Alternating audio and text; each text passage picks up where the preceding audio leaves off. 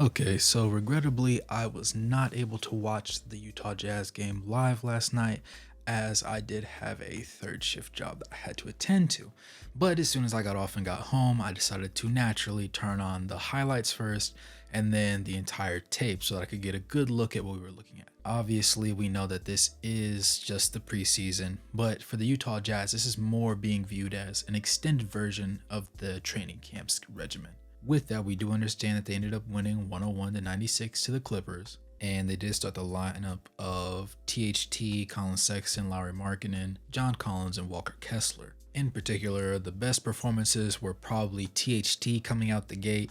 Colin Sexton tended to have a little bit of struggles with height of his opponents, particularly Bones Highland, who did end up gaining 11 pounds in this offseason. His length just gave him a lot of issues on the inside.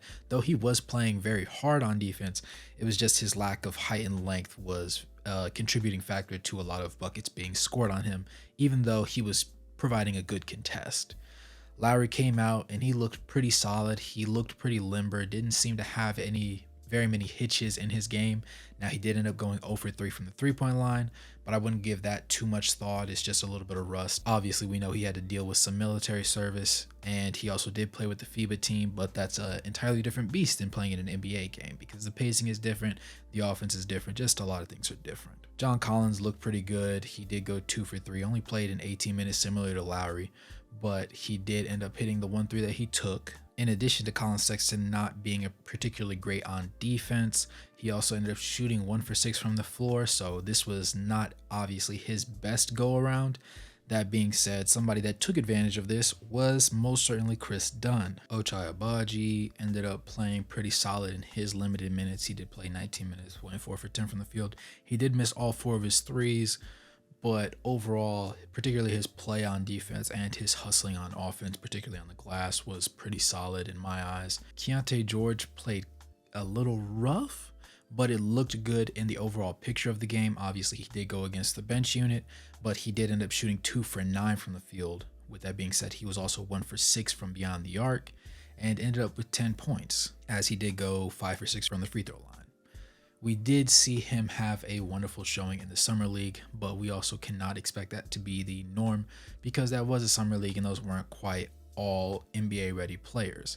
That being said, I believe him coming off the bench right now is probably the best for him just because he does need to get those game reps against guys that are capable of playing at the NBA level on a consistent basis, even if it is more so the second and third unit guys, and then eventually just work his way up into playing him against those first guys like your Bones Highlands, your Kawhi Leonards, all those guys. It might take just a little bit more time for Keontae to adjust to the NBA level of play, but I don't put too much thought into this game, particularly because it was a preseason game, and also he just needs to get his feet up under him against other teams and other teams' players.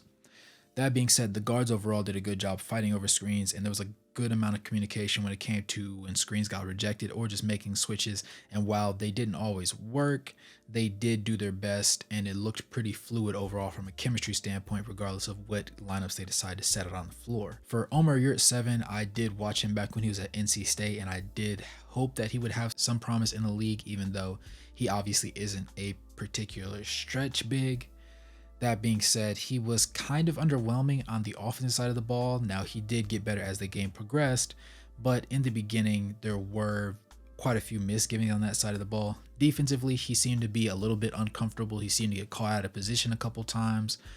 And a similar thing actually happened with Walker Kessler, particularly on the offensive glass, but I wouldn't put too much thought into that. He did end up looking a little bit unpolished on 2 of his misses. Admittedly, he did only shoot 5 and went 3 of 5, but it is something to keep an eye on going forward. Jordan Clarkson was quiet but solid off the bench for them amongst their other bench pieces. Kelly Olynyk didn't really show much, even though he played the most minutes off the bench. Aside from Keontae George, he did play 21. Keontae George played 25. But obviously the storylines are going to talk about Chris Dunn because he did go 7 for 7 from the field, and he did hit the only 3 that he did take. Over the stretch of the game, particularly over those last 5 minutes when it got close, obviously it is a preseason game, so winning doesn't necessarily mean much of anything, but it's good, particularly if you're the Utah Jazz, because it shows you who you put on the court and how they react in late game situations, particularly when the game's tight. The Jazz were up by quite a bit, then it got tight, and actually Keontae George got beat on what was his man screened. It looked like a double ball screen at the top of the key, and then he just kind of got caught ball watching, and his man slipped to the rim. Easy pass, easy lay. But back down the court, obviously Chris Dunn was the one running point. He dissected the defense, got the guys into a set, made sure the right passes were made, hit his own shots down the stretch, and he just looked really comfortable in that position. Now, obviously, at the end of last season, we saw him get really comfortable and really do some of the things that he does best on the offensive side of the ball. And even when he was on the floor defensively, he also played really well. So Chris Dunn is one of those guys that I saw them having the ability to trade, and seeing how Damian Lillard got traded and the value that he brought, you could assume that a lot of the Jazz guards in particular do have higher value than most people would have expected before. But Chris Dunn seems to be one of those guys that's been kind of quietly out of trade talks, simply because he does provide the best defense out of any of the guards, elite, particularly at a lot of stretches at the end of games in last season. He also is the most prototypical point guard on this list. Obviously, THT does a little bit of everything, but he doesn't really have a niche role. I would say that Chris Dunn is the best passer. He's the best decision maker when things get tight and when things get difficult. And while he's not a better shooter than Colin Sexton, I would say that he's more pointed in his attack at the basket and also getting other players involved. While Colin Sexton's shot wasn't falling, I would like to point out and give him a little bit of praise, though, because he did manage to make a lot of simple passes, whether it have been the shovel pass as he was stumbling down out of bounds under the rim to Walker Kessler, who ended up punching it in for a dunk, or when he just simply led a little misdirection and came back across the middle, giving a nice little shovel pass to THT, who hit a bank three. With that in mind, I would like to probably, going forward, if I have more time, actually add plays into my videos from the particular games that I'm breaking down, just to give you guys a little bit more of a visual aspect for those that either didn't watch the game or just want to see in particular what my thoughts were going forward. And obviously you guys can dissect the plays along with me. I would be interested in possibly doing like a YouTube live or a Twitch live stream, just so that I can get you guys in on it and see you guys' opinions as we break down the game film together.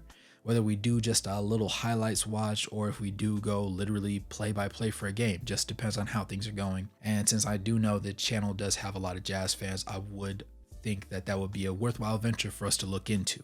With that being said, let me know what you guys think in the comments below. As always, it's your boy Wraith Hoops.